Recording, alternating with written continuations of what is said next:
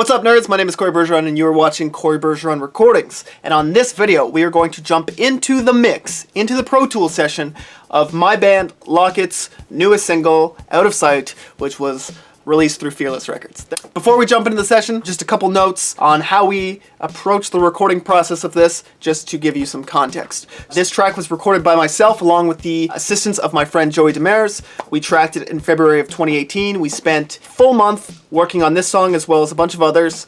And then we also spent some time afterwards kind of tweaking and going back and doing a bunch of stuff. The song was written before that in London, Ontario, and we wrote it kind of organically, jamming in JJ, the drummer's jam space, and that's how it kind of came together. The drums were tracked in a church that has been transformed into a house. It's a great place to record drums, so we recorded the drums there to get a big, large drum sound, and then we tracked the rest of the instrumentation, Pebble Studios, which is the studio here in Ottawa, just across the street from where I am right now, and then the song was mixed here in my basement, right where I'm sitting. Okay. If I were the ocean, I'd suspend. Okay, so we're jumping into the Pro Tools session here, and let me give you a very quick overview of what you're looking at. Okay, so the tempo 110, then we have all these markers laying out the structure up here. In the red, we have the drums. In the dark red over here, we have some samples. These are the effects on the drums. After that, we have our auxiliary percussion in blue, bass in yellow, rhythm guitars in red, which are normally green, but in February of 2018, I decided to make them red. In orange, we have acoustic guitars. In green and light blue over here, we have the guitars. Normally the light blue is like a lead guitar. In this turquoise-ish color, we have a bunch of the auxiliary kind of sounds. We have organs, pianos, and a bunch of ambience. And then in this purple and dark blue over here, we have all the vocals, vocal effects, and master tracks where everything's routed, and then our master bus. So I put out on all of my social platforms saying that I want to make a video where I jump into the mix here, and I wanted to know what people wanted to know about, and it seemed like everyone wanted to talk about the drums, and that makes me excited because tracking drums is probably my favorite part of just the recording process. It's when you get a good drum sound, you have like a great foundation to build off of. I find a lot of people on the internet, especially in audio forums, like to worry about the wrong side of the microphone, meaning they like to worry about the preamp, the EQ, the compressor, the converter, whether you're recording into Pro Tools or Logic. Believe it or not, I've heard people argue over that. But my philosophy is to kind of worry about what's on the other side, because if you're recording something that sounds good, you can throw a microphone in front of it and it'll probably sound pretty good. And if you're recording something that sounds bad and you throw a microphone in front of it, it'll probably sound bad. When recording drums, the way I like to approach it is you want to have a good drummer, number one. Then you want to have a good drum kit. You can have a small, tight room, a big, large room, but if you have a good drum kit with good cymbals, that's good. You're in a good position. And then you want to have a great room, okay? Good drummer, good drum kit and cymbals, good room. So in this case, we had all of that. But what's actually kind of interesting is we recorded all the drums into a Midas 32 console. Why? Because that's all we had, and we needed like 16 or 18 inputs, and it was easy to use. No EQ, no compression going in, just microphones on a drum kit. Yep. That's what we did. So let me show you what the drums sound like. I'm just going to highlight this second verse here because it's a pretty cool little groove.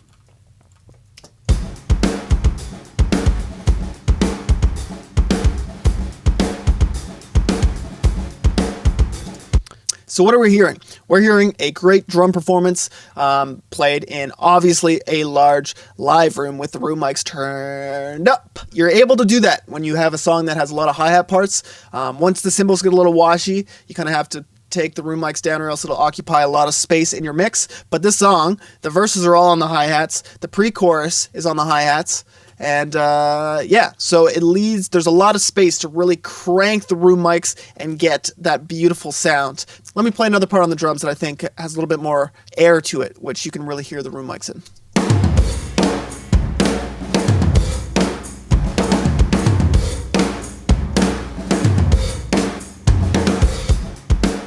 So on parts like that, I like to crank the room mics. It gives the illusion that the room mics are cranked the entire song when they really aren't, but it really puts your song in the world where the drums are.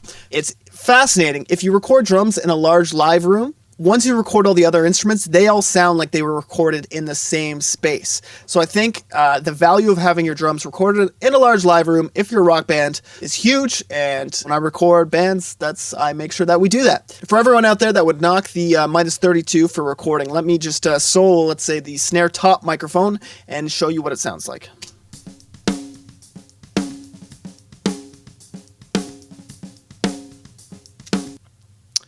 So I don't know about you, but what I'm hearing is a great sounding snare top microphone.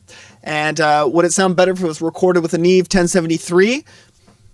Maybe, but at the time, all I had was that Midas console to use to record in that space, and we made it work, and it sounded really cool. So let's just touch on a couple things that may be unique to the way I approach things, or just this track in general.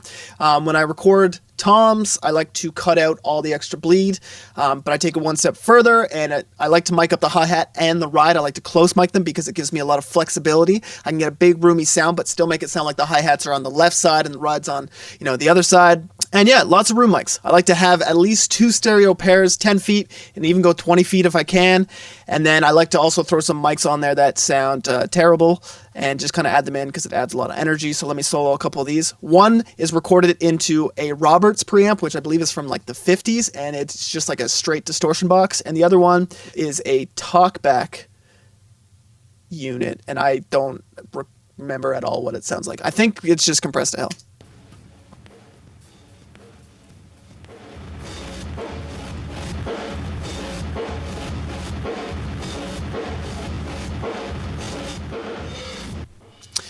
So as you can hear, it doesn't sound very good, but it adds some energy and attitude just being kind of tucked in, and I like it. And those are basically the drums. I have snare reverb, tom reverb, drum reverb. I like to keep them separate just so I can kind of get the EQs right on all of them. I find snare reverb, you want that 200 hertz, you want that low end in there to make the snare sound fat, but on the toms, you don't want that because it makes them sound way too boomy and just kind of separate from the drum kit. So I like to have my snare verb and tom verb kind of separate.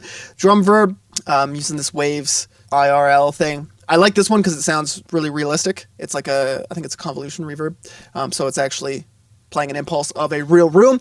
To me, it sounds real, so you can blend it in a little bit, and it kind of washes with the room mics and kind of sounds like one space instead of some unrealistic reverb on the drums. And then the drums parallel compression, I just have an 1176 that I'm clearly crank the input on, and I just send the close mics to it, the kick, snare, and the toms. All right, so enough with that nerdy stuff. Moving forward, we have Aux Percussion. I like to layer up all my productions with Aux Percussion. I think it's cool ways to just kind of make a groove more interesting or add an arrangement lift or whatever. So if I play this verse 2 part, that's definitely a spicy little like drum beat with the ghost notes and everything, but let's add in the Aux Percussion, kind of see what that adds to the groove.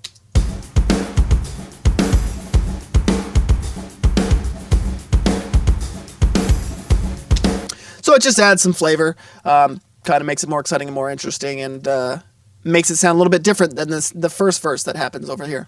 So let's keep moving forward. I'm going to try and keep this brief and jump into things that I think are interesting, not go through everything. The bass we have split into low and high, and then also high distorted. And this is kind of the way I always manage my bass recording. So I'll record a DI, all the bass on this and every other song that we recorded at the same time was recorded DI. I will duplicate that track and I'll make one just the low end and one just the high end, which is pretty common, a lot more common in like metal, but I've kind of applied it to this. And then on my high end tracks, I have a clean and distorted. The clean's actually distorted, but the distorted is more distorted. So that's just for organization. So if I solo the bass, and let's play the chorus.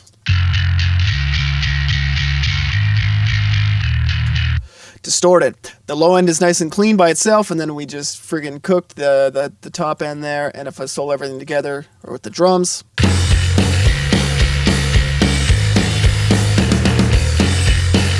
Is it the best bass tone in the world? Probably not, but it's definitely a usable bass tone, and in context it sounds good, so that's what's most important.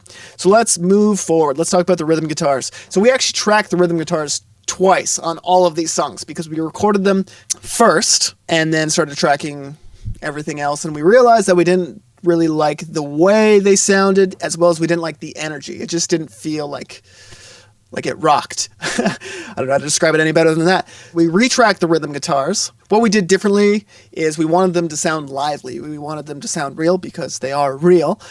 So we tracked them with a room mic. We tracked them at Pebble Studios, which has a pretty modest-sized live room. And we also tracked it with the guitar players in the room to kind of make it so there's some feedback and just, again, keep it live. So if I solo these rhythm guitars... Okay, so that's just the rhythm guitars. And then we also have the rooms. So you can actually kind of hear the strumming in the rooms. Yeah, we used a PV VTM, probably with a Rat Pedal, Jazzmaster, as well as my Reverend Charger 290. And that's how we went about tracking the rhythm guitars. There's a little bit of noise. A little bit of click bleed. Oh well, moving forward, something we do and that we've done in the past is we like to track stereo acoustic guitars behind all the big rhythm guitars just to thicken it up, add an arrangement lift. It makes the choruses sound like a chorus, makes them sound bigger. They're tucked in really, really low in the mix, but it's just there. They also kind of provide a little bit of a rhythmic element. So if I solo the acoustic guitars and the rhythm guitars... So you can just hear that they're acoustic guitars. I have them EQ'd and compressed to hell and back because I need them to fit in a small little part of the mix. When you're mixing, you're not mixing all the elements to sound good. You're making them all sound good together. You can also hear on the acoustic guitar that we tracked everything with a slightly different voicing. What we'd do is we'd tune the open strings on the guitar to be in the key, so we could kind of have these chords harmonizing with the other chords that we're playing, and it just kind of adds harmony. And so let's keep moving forward. The guitars aren't anything too interesting. We used Jazzmaster and the Reverend. Nothing too interesting here. There's actually this feedback track, which I'll play in solo so you can kind of hear that.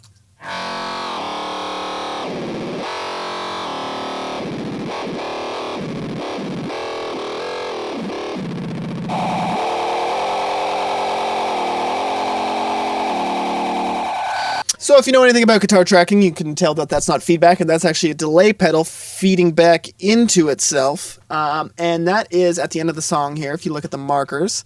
And that's just to add intensity and a bunch of noise to make the ending as chaotic and powerful as possible. So if I play it, not soloed, this is what it sounds like.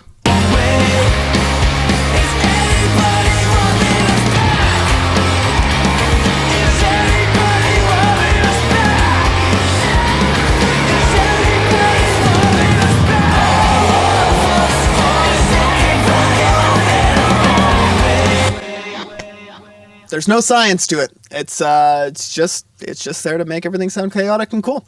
Another thing that I think is kind of funny is right before this second verse here. Let me just play everything.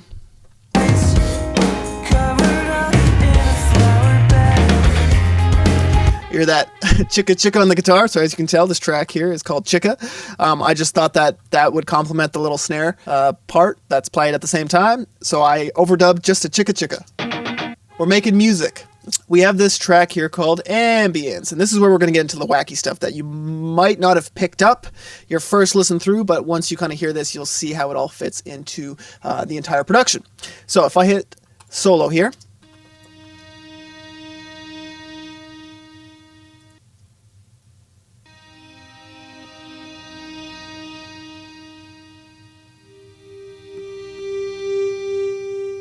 what is that? That's actually this little organ, this $50 organ I bought on like a Facebook marketplace, and I recorded all the individual notes of it, and then at Pebble Studios we have a nice little SSL console, and I was kind of playing with the faders, writing the faders of the individual notes to kind of make chords out of them, and we ended up using that, and it made it to the final stage. So these are those wacky things that you can't really calculate beforehand, but when you spend a month going insane working on a bunch of songs, you make wacky, crazy decisions like this. So let's hear it in context, and let me just kind of crank it.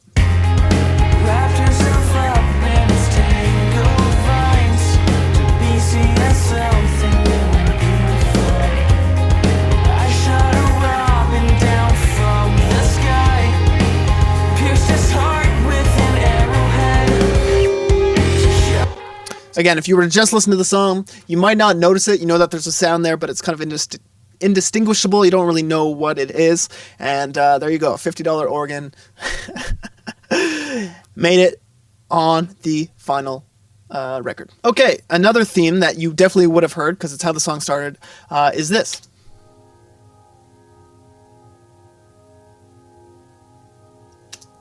And that is created out of a guitar being played into, I believe it's Electro-Harmonics Cathedral. I think they make the Cathedral. I could be wrong. It's the Cathedral pedal on the freeze or the hold function, and it kind of just makes that sound. So we recorded a sound for a long time, then I kind of chopped it, made it stereo, and then made it swell up in volume. And as you can see, it kind of just hums and glows underneath the verses. Here's another one. This is kind of a choreo effect, and these are the things that I do when I'm mixing the song, and I think a transition doesn't hit as hard as it needs to, or something could be a little bit more pleasing to the ears.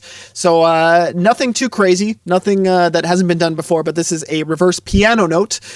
So I pulled out just a MIDI virtual instrument, and I played 2 notes on a piano. I reversed the note.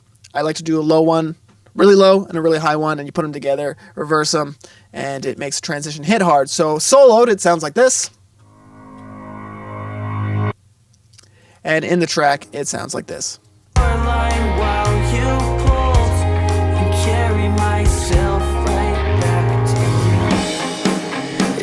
So you can hear it sounds like it's pushing you into the next part of the song, then it completely drops off, which just adds to the dramatic effect.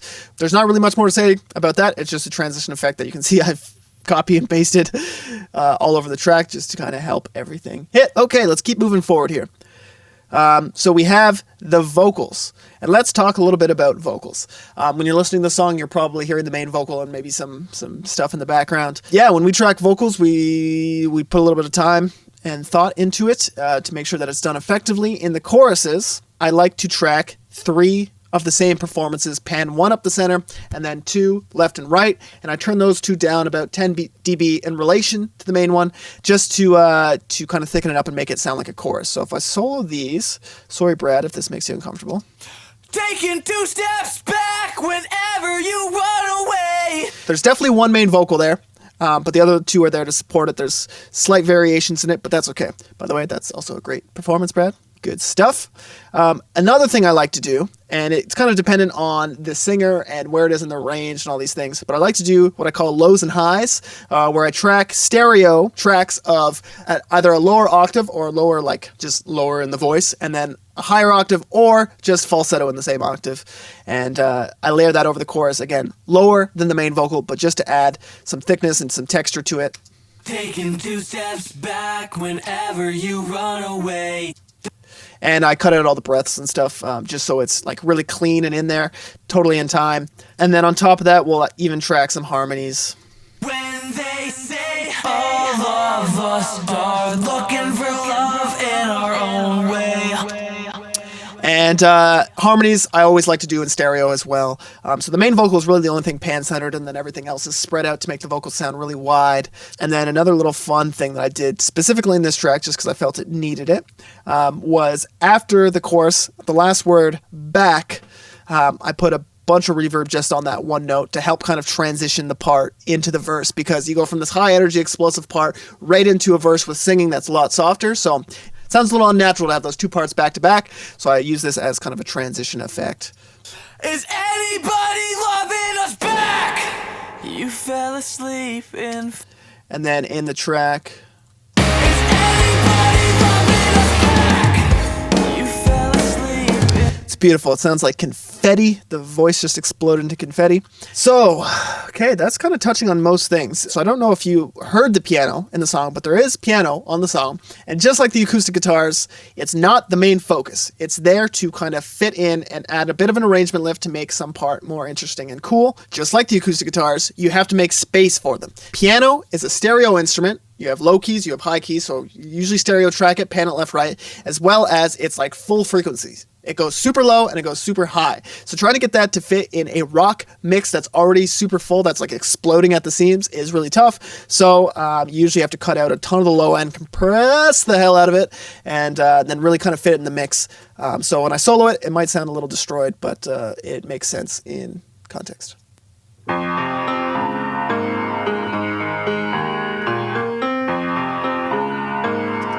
And that was Bradley that tracked that, and it was probably tracked on the mini grand piano that's at the studio.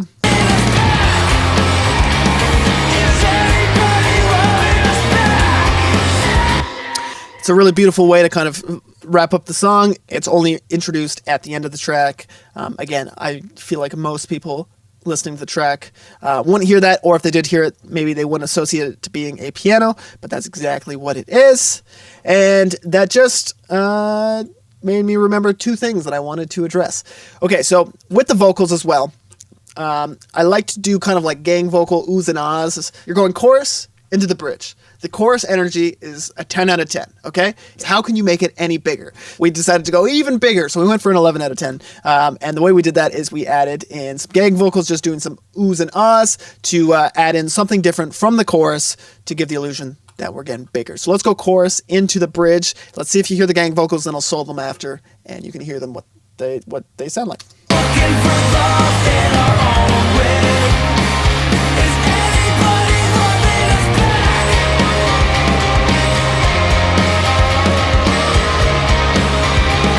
Is anybody loving us back? Did you hear that? So I'm going to solo it just like the piano and the acoustic guitars. Compressed to hell, destroyed, EQ'd out all the low end because I'm trying to make it fit in this tiny little space. Check it out.